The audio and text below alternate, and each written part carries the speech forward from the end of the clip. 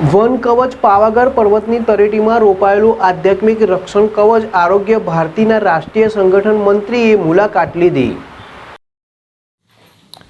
પંચમહાલની પાવન ધરતી પર 11,000થી વધુ વૃક્ષો અને 102 જાતની સ્વદેશી પ્રજાતિઓ સાથે રચાયેલું વન કવચ આજના યુગમાં માત્ર હરિયાળું અરણ્ય નહીં, પરંતુ સમગ્ર માનવતા માટે આશીર્વાદરૂપ જેવું આધ્યાત્મિક રક્ષણ કવચ છે। વિશ્વવિખ્યાત જાપાની વન વિજ્ઞાન પદ્ધતિના આધારે ઘનિષ્ઠ વાવેતરથી વિકસાવવામાં આવેલ આ વન એ માત્ર વૃક્ષોનો સમૂહ નથી, તે એક જીવંત, સ્વસ્તિ અને સિદ્ધિ આધ્યાત્મિક યાત્રા છે।